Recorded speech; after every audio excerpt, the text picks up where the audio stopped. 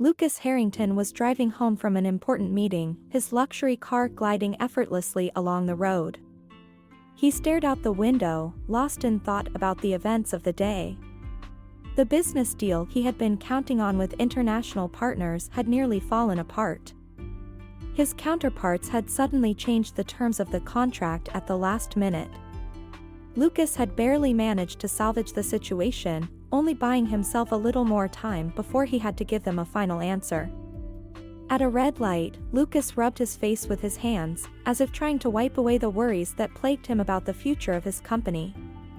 At just 28, Lucas was already the head of a media empire with multiple offices across the country. Naturally, foreign partners were eager to get a bigger slice of the pie in such a profitable enterprise. As a result, Lucas was practically living at the office, working tirelessly to maintain order. The most frustrating thing for him was that he didn't have anyone special to help him unwind from the stresses of work.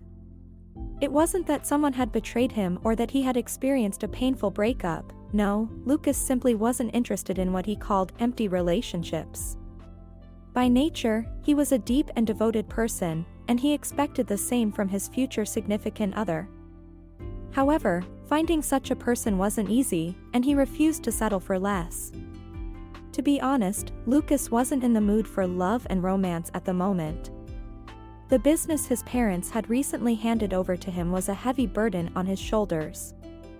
He had to learn everything on the go, despite his father's attempts to teach him the key aspects of running the family business. But as soon as Lucas took charge, he realized the company needed a global overhaul. Much of what his father had practiced in his business had become outdated and required a complete revision of the main management concepts and internal processes. Meanwhile, his parents constantly pressured Lucas, especially his mother, Mrs. Harrington, who was eager to see her son married to a girl from a prominent family. "Lucas, darling, are you sure you don't want to come with us to the golf club this weekend?" she asked pointedly. "Sarah Wallace and her parents will be there. She just returned from London after graduating with a degree in the arts. I think she'd be perfect for you. You really should take a look at her." "Mom, not again," Lucas sighed heavily. "I've made it clear to you and Dad that I'm not ready for a relationship yet, and I certainly don't want to consider any options. You know that when I get married, it will be for love, and to someone I choose myself." "Lucas, my son," his mother exclaimed. "By the time you choose a wife, your father and I will be old and gray. You're nearly 30, it's time to start thinking about building a family and creating your own nest. I understand that you're entirely devoted to the family business, but we want to make it easier for you. Trust me, you can rely on your mother to find you a girl from the best family." "Mom, I said no," Lucas replied irritably. "Don't meddle in my life. I can handle it on my own." "I understand," Mrs. Harrington said coldly. "You want to leave us without heirs and act like a selfish fool, is that it? But what if something happens to you, like it did to your reckless brother? Do you think your father and I could survive that?" Lucas's mother began to cry loudly, and he was forced to apologize for his outburst and comfort her. "Mom, please calm down. Don't worry about me like that. I was unforgivably rude to you. I'm sorry, but you know how hard it is for me to work in Dad's company. That was something Michael should have been doing, but he's gone now," he said, his voice breaking. Michael had been 2 years older than Lucas and had been groomed from childhood to take over the family empire. Lucas had always admired the effort and perseverance his brother put into becoming a worthy leader. Michael had studied hard and constantly took additional courses to master skills that would be useful in business. But everything changed when Michael started drinking about a year ago. He suddenly lost interest in everything, burned out, and seemed not to know what to do with his life. When asked about it, Michael would respond evasively, saying that his interests in life had changed, but he never specified in which direction. Instead, he locked himself in the home library with a bottle of whiskey, drinking glass after glass for hours on end. Lucas still felt guilty about his brother's death. Perhaps if they had raised the alarm earlier, Michael would still be alive. Instead, Lucas had distanced himself, thinking that his brother was going through a personal crisis and that Michael, being mature and self-sufficient, could handle it on his own. The investigation determined that Michael hadn't died intentionally, he had simply fallen asleep at the wheel after consuming a large amount of alcohol. But who knows what really happened? Lucas perceived the tragedy as a sign from above. He believed that his deceased brother had been trying to reach out for help, but no one had listened. The loss was a great struggle for Lucas, his mother, and his father. Lucas even underwent several courses of therapy to cope with the pain inside him.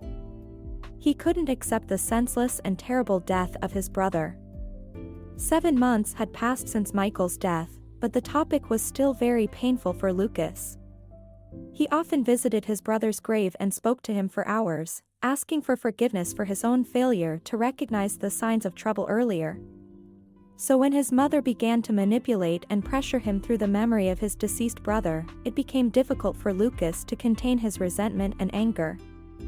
He was already feeling constant pressure from his father, who controlled his every move, and now his mother was pushing him to get married, partly for the sake of the family legacy. For these reasons, Lucas had thrown himself into his work, which had completely fallen on his shoulders after Michael's death. When his brother was alive, Lucas hadn't even considered taking over the company.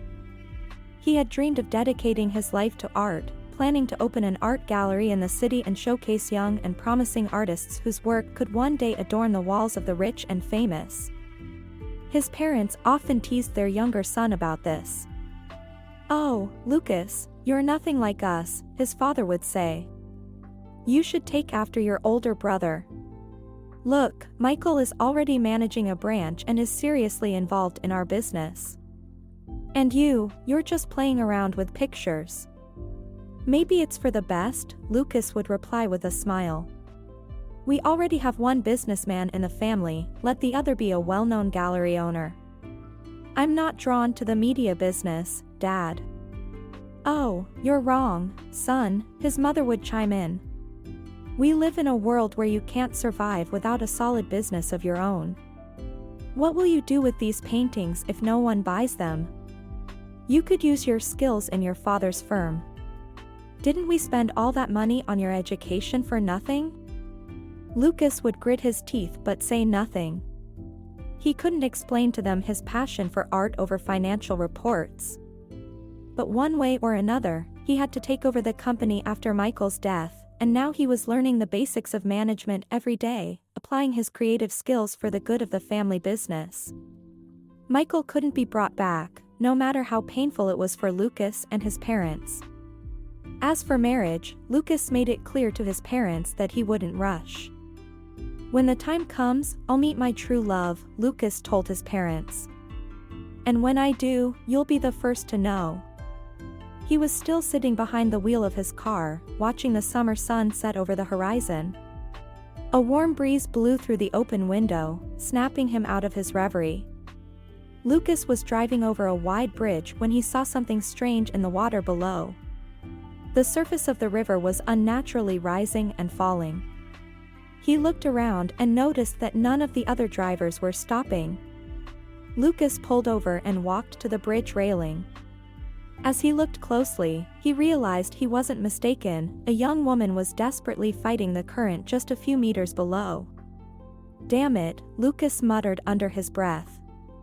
Without hesitation, he took off his shoes and jacket and dove into the river's depths after the woman. The water was murky, but Lucas quickly found her and grabbed her under her arms.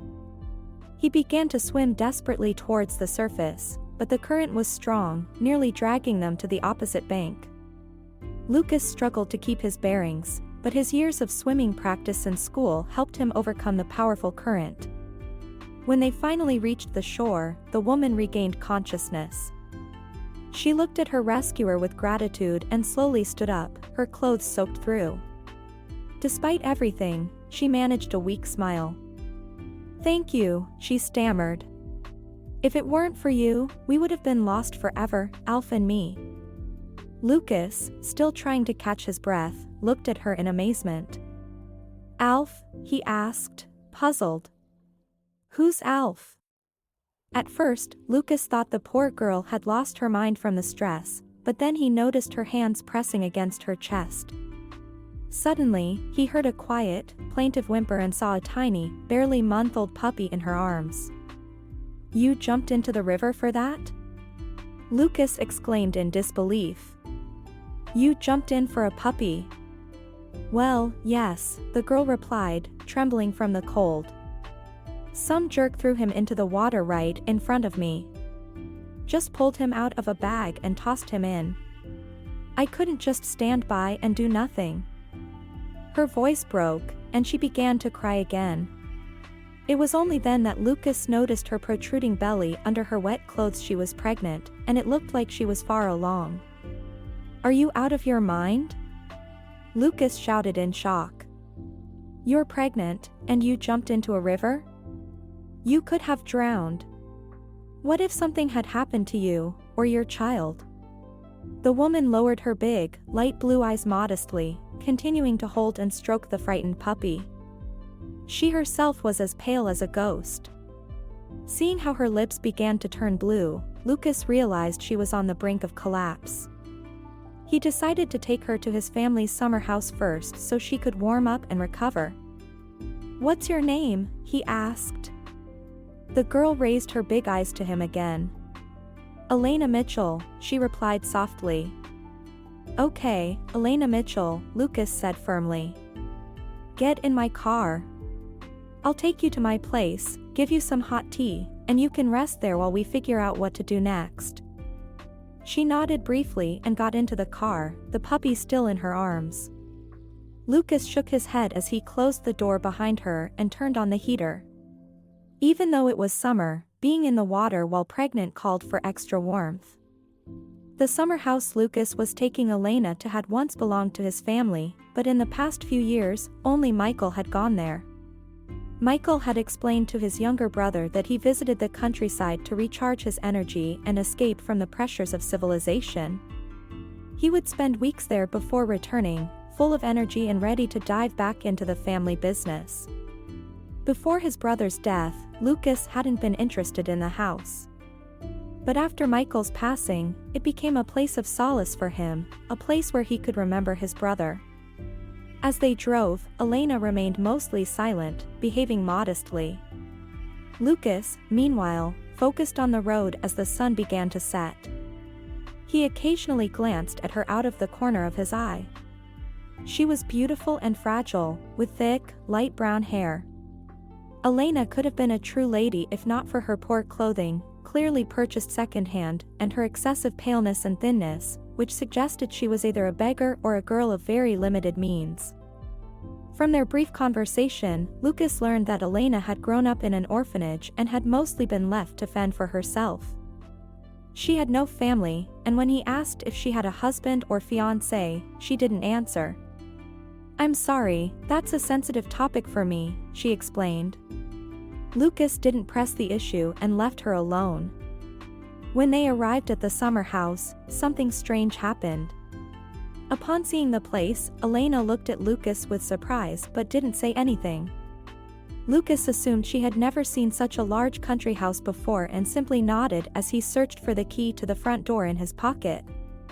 "This is ridiculous," he muttered to himself, patting down all his pockets.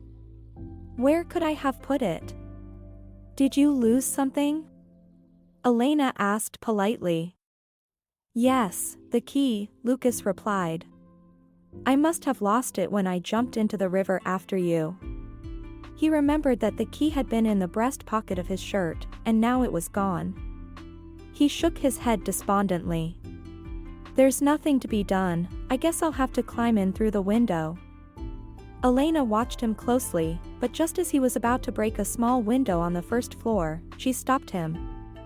"Lucas, don't bother," she said calmly. "Let me open it with my key." Then, Elena shifted the puppy to her other shoulder and pulled out a thin cord from under her shirt. On it hung a key, the same key Lucas had lost. It wasn't a duplicate or a hastily made fake. Lucas was certain it was authentic. With a confident gesture, Elena turned the key in the lock 3 times, and the door opened with a soft click. "What's going on?"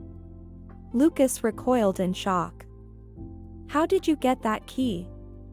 Elena looked at him calmly and said, "Lucas, please don't worry. Let's have some tea, and I'll tell you everything." Half an hour later, as they sipped hot herbal tea, Elena confessed, "Lucas, the truth is, I was Michael's fiancée before he died." "What?" Lucas couldn't help but react emotionally. "How is that possible? Why didn't we know anything about this?" Elena smiled bitterly. "Michael was afraid of your family's reaction. He said your parents valued their reputation in society above all else. Who would want a daughter-in-law who grew up in an orphanage?" It took Lucas a few seconds to process what he had heard. Wait, how did you two meet?" he asked.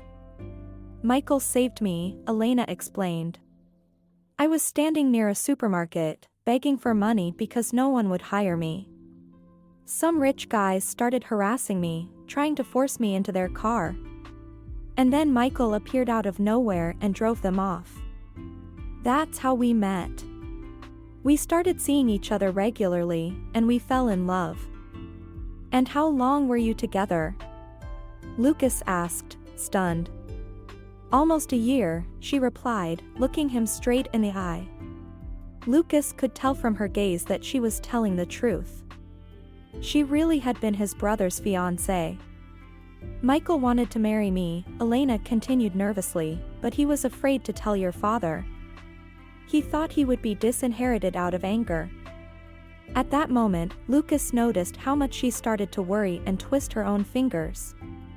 "Calm down, please," Lucas said quietly, covering her hand with his. "Tell me, did you know that Michael had a drinking problem?" Elena held his gaze for a long time before tears welled up in her eyes. "Yes, I knew," she admitted. "But I tried, God knows, I tried to stop him. He started drinking when I became pregnant. He couldn't figure out how to introduce me to your family. It's because of me that he died," she cried, covering her face with her hands. "You can't blame yourself for his death," Lucas tried to comfort her. "No one is to blame for what happened to my brother. I just couldn't understand for the longest time why he suddenly started drinking. But now I get it. He was ashamed of us, ashamed of our family's snobbishness. He didn't want to hurt you or your child." Lucas leaned back in his chair, finally understanding the situation. But there was one thing he couldn't comprehend. "Why didn't you come to us after Michael died? You must have needed help, especially with money." "What do you think?" Elena replied, her voice choked with emotion. "Look at me. I'm poor and pregnant. How do you think your parents would have reacted if I showed up and claimed I was Michael's fiancée? They would have thrown me out like a stray dog." She pointed to the key to the summer house. "Michael brought me here once. He wanted to be with me in nature. That's when he gave me this key, saying I could come here anytime. But I never did when he wasn't around. I kept the key as a memory of him, wearing it like an amulet. I never thought it would actually come in handy." Lucas was in complete disbelief. He couldn't leave this girl in trouble, especially since she was carrying his nephew. "Elena, listen," he began. "Stay here for now. I'll bring you and the baby everything you need, food, vitamins, just don't leave, please." Elena looked at him questioningly. "You won't tell anyone?" she asked. "I won't tell my parents anything for now," Lucas assured her. "They don't come here themselves." "You're right, I really need to think about how to tell them this news. But I want you and the puppy to stay here until I figure out how to introduce you to the family. I'm sure my parents will be thrilled to find out they'll soon have a grandson." Elena looked at him, and from the expression in her eyes, Lucas understood that she didn't believe his plan would succeed. But what choice did she have? She couldn't go back to the streets. "I'll try to stay quiet so the neighbors don't suspect anything," she finally said. From that moment on, Lucas began to take care of Elena.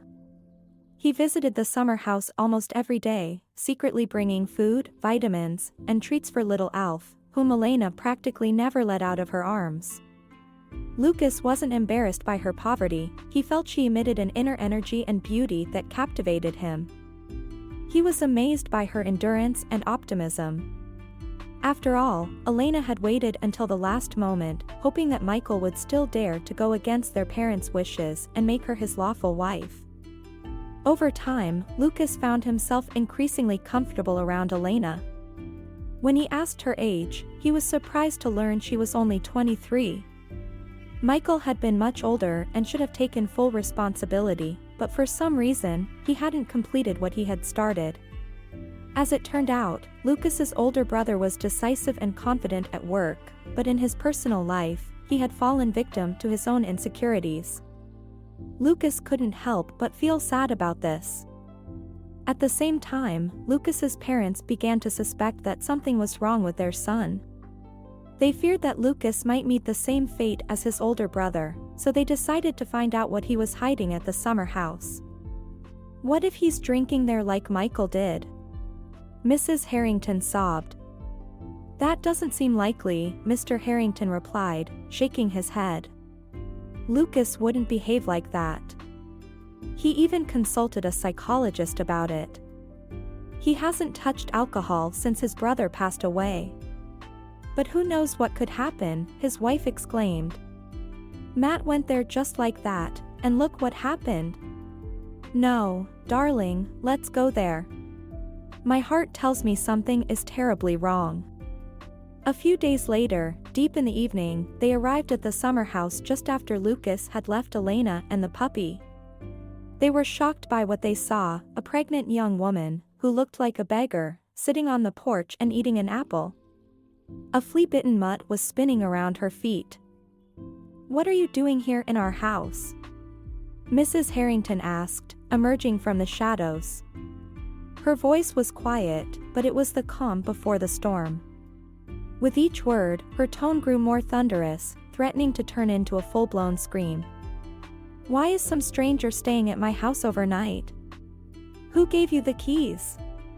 Lucas, confess immediately, you cunning creature." Mrs. Harrington's eyes burned with righteous anger, and not even her husband could stop her. "You misunderstand," Elena tried to explain. "Lucas allowed me to stay here and have my baby. I'm pregnant with your older son Michael's child." Mrs. Harrington's face twisted with a grimace of terrible anger. "What? How dare you involve my boy in your debauchery? Michael would never have anything to do with a woman like you. Don't you have any conscience? Maggie, why are you so angry?" Mr. Harrington tried to calm his wife down. "Girl, you'd better leave this house," he said to Elena, looking at her meaningfully. "Get out of here, you shameless woman." Mrs. Harrington screamed, her voice escalating. The neighbors in the nearby houses, who had been asleep, woke up and turned on their lights. Scandals were rare in this sleepy village. Crying from humiliation and offense, Elena quickly gathered her humble belongings, took Alf with her, and disappeared into the darkness of the summer night. No, she hadn't expected any sympathy from them. This only confirmed what Michael had feared, his parents were indeed incredibly biased. "We were too cruel to the girl," Mr. Harrington tried to defend Elena. "Are you going to say something else in her defense?" his wife snapped, looking at him menacingly. The elderly man was embarrassed and silently drove his wife back home. When they arrived, they were met by a worried Lucas, who had been holding onto his phone for hours, trying to reach his parents. "Mom, Dad, where have you been?" "I was worried sick," he said, looking at them in bewilderment as they entered the hall. "Well, son, I must admit you've disappointed me," his mother began slowly. We were at our summer house. Lucas turned pale. He immediately understood that his mother had found out everything. So you know that there's a stranger living there with a dog, Mrs. Harrington exclaimed, and began to berate her son. What did you do with Elena, Mom?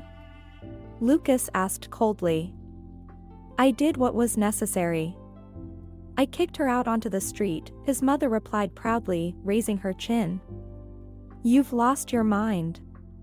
Lucas couldn't hold back. She's in the last months of her pregnancy.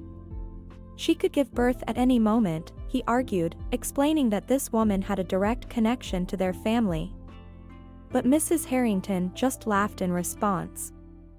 You're listening too, son? Wake up. People like her are willing to deceive anyone for housing and a piece of bread. Do you really think she could have been your brother's fiancée? She had a key to the house, Mom, Lucas explained, barely containing his anger. And yes, I believe her. We talked a lot about my brother. Mrs. Harrington narrowed her eyes, like a cobra about to strike. You just don't understand, she hissed. How do we know now that she's carrying Michael's child? The beggar could have been impregnated by anyone, and now I'm supposed to feed her and take care of her until she gives birth? Oh, of course, when the baby is born, we can do a DNA test, but we still have to live until then somehow. In any case, I'm not going to be at the mercy of this charlatan. With these words, Mrs. Harrington walked to her room, and Lucas's father followed her, worried that his wife's blood pressure might rise. Lucas remained standing in the living room, tormented by a sense of awkwardness and guilt. He felt in his heart that Elena had been telling the truth, and his parents had kicked an innocent woman out onto the street just before she was due to give birth. He tried to find Michael's fiancée, but it was all in vain. Elena had vanished and didn't answer any of Lucas's phone calls. He had bought her the simplest phone so they could stay in touch if she needed anything, but more than 2 weeks had passed, and Elena hadn't answered a single call. Lucas began to worry as he remembered that she was due to give birth soon. After calling several maternity hospitals, he finally found the one where Elena was and hurried there. In the reception room, Lucas introduced himself to the doctors as her fiancé to gain access to her room. I warn you, she's fragile now, the doctor told him. Your fiancé had a large baby, but she's quite petite. Her pelvis is very narrow, so we had to do a cesarean section. She lost a lot of blood, but fortunately, she and the baby are now out of danger. At these words, Lucas felt a weight lift off his chest. Thanking the doctor, he went to Elena's room. She lay on the bed, paler than when they first met. But when she saw her visitor, she smiled. I didn't think we'd see each other again, Lucas, she said weakly, but her voice was clear. He rushed to her side. Elena, forgive my mom and dad. I'm so sorry they were rude to you. Elena slowly shook her head. It's not worth it. I understand everything. In their eyes, I'm a predatory con artist, dreaming of getting rich by any means. It's hard for them to believe in our feelings for Michael. They shouldn't have kicked you out, Lucas said, taking her hand gently. I still can't understand how they could do that to you. Then, he felt Elena's hand squeeze his palm weakly in response. Thank you, Lucas, for your support and everything else. She rewarded him with a long glance, and in that moment, he realized that he was ready to drown in those heavenly blue eyes. Realizing that there was almost no one to take care of the baby until his mother recovered from the difficult operation, Lucas tried to visit Elena as often as possible. He hoped she would recover faster if she felt cared for and loved. He brought everything necessary for the young mother and her baby to the hospital: food, diapers, and medicine. Lucas didn't care about the money, he just wanted Tommy, that's what they named the baby, and his mother to be discharged as soon as possible. One day, Lucas was summoned by the doctor. From his concentrated expression, Lucas realized that something unpleasant had happened. Tommy has a heart defect, the surgeon said. The situation is difficult. Lucas was in shock. Is there really nothing that can be done? When does the operation need to be done? He asked, gathering all his strength. No later than 6 months from now, the doctor replied. We can't delay it at all. However, the queue for an operation like this may stretch for several months. We'll do the surgery as soon as it's his turn, but don't worry, it's treatable. But aren't newborns entitled to a priority quota? Lucas asked doubtfully. They are, the surgeon nodded, but do you even realize how many children like this we have across the country? I see. Well, if you need any help from me, please let me know, Lucas said, trying not to think the worst. When Lucas's mother heard that Elena's son had a serious heart defect, she unexpectedly softened. She looked questioningly at her husband, who nodded in agreement. You see, son, it's like this, Mrs. Harrington began with a trembling voice. We probably should have told you everything a long time ago, but we didn't have the courage. What is it? Lucas asked, looking at his parents with concern. The thing is, his mother said slowly, you don't know everything about your brother. Mr. Harrington intervened, feeling sorry for his wife. What your mother wants to tell you is that Michael, although he was our son, wasn't related to us by blood. Lucas felt his heart skip a beat. What? We couldn't conceive a child for a long time, Mrs. Harrington explained, wiping her eyes with a handkerchief. So we decided to adopt a child from an orphanage. We chose one who looked the most like us and raised him.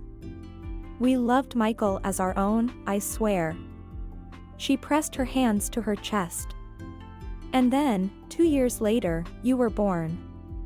But we never felt any difference between you two. Now you know the whole truth, Mr. Harrington added. Lucas felt like the air in the room had suddenly run out. He had nothing to say except to be surprised that they had hidden this from him for so many years.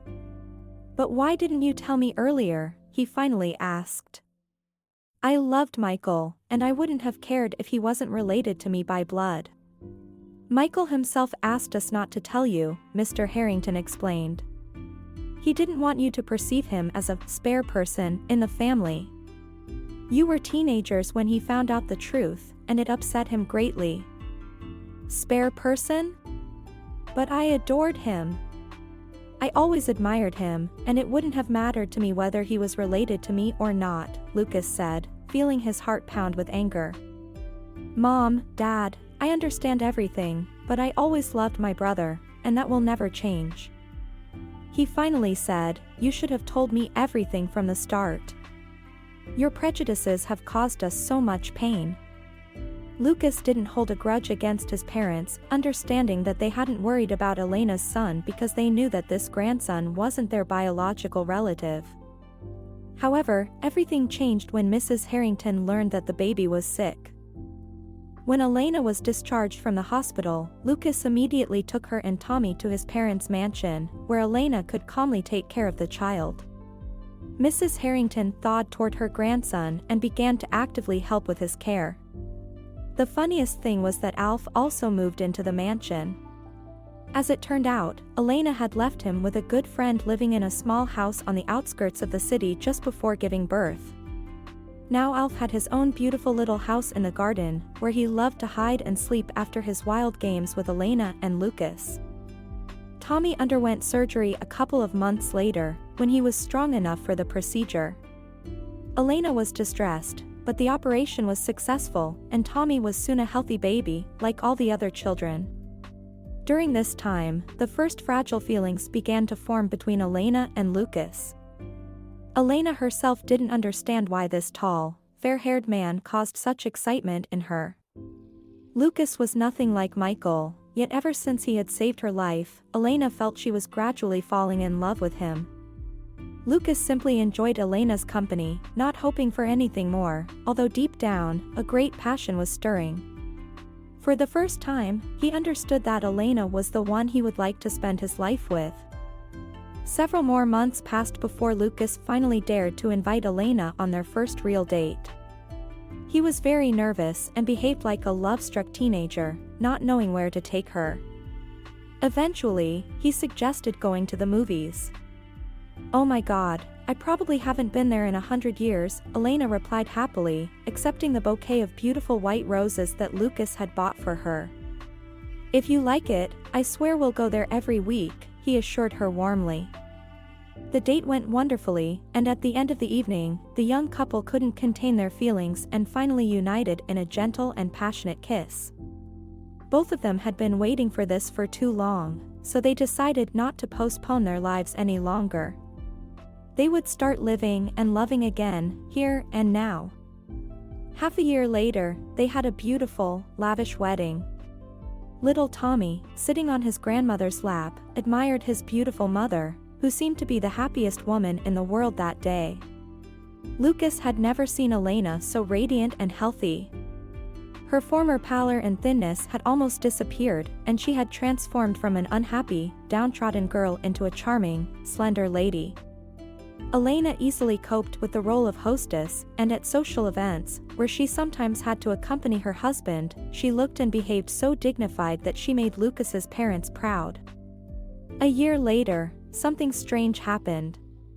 On the eve of Christmas, Elena received a very unusual letter from a couple who asked to meet her in person. She knew her husband had plenty of competitors in business, and going alone to meet unknown people would be reckless and dangerous. After telling her husband everything, she asked him to go with her. "Of course we'll go together," Lucas agreed. "We'll visit them this weekend."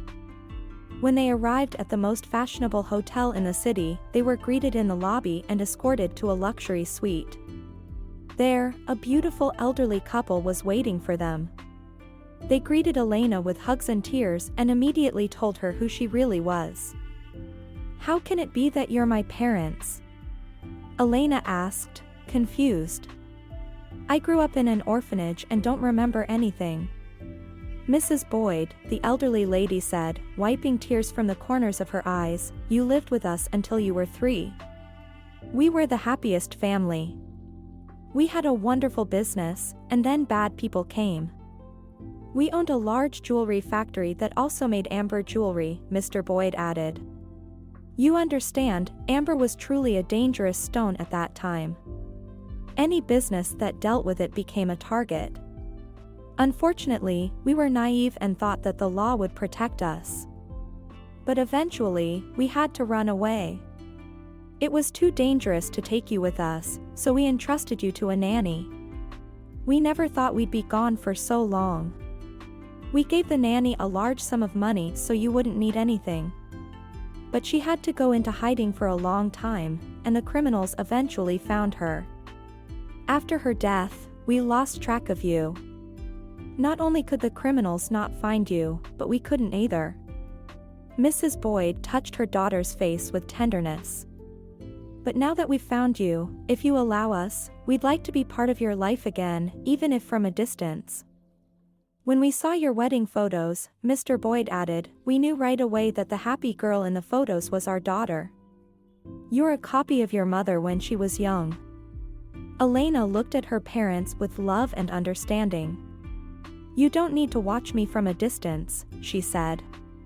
"I want us to always be together now. I missed so many happy years without you, and now I want to make up for everything." They hugged each other, and all 4 of them, including Lucas, shed many tears of happiness. As it turned out, Elena was the only heir to a jewelry empire. The Boyds had managed to keep part of their estate and business and now wanted to involve their daughter in it. Of course, Elena agreed to be part of this endeavor, but first, she needed to get the necessary education. When Mrs. Harrington learned who her daughter-in-law really was, she was ecstatic and promised to help with the child while Elena studied. It turned out that Elena and Lucas were of the same social status, which meant that the family not only lost nothing but also gained a valuable asset in the form of Elena and her empire. "Lord, if I only knew that Elena had such parents, I would never have said a word against her," Mrs. Harrington scolded herself. Oh, Mom, you still have that drop of snobbery I told you about before, Lucas said with a slight smile as he leafed through the newspaper next to her. Well, only a drop, his mother joked. But really, I'm overjoyed that Elena will receive an education in the field of jewelry. Just imagine what kind of future awaits your children, she said dreamily, kissing Tommy's silky hair. The most important thing is that Elena has a diamond heart, Lucas replied, smiling happily.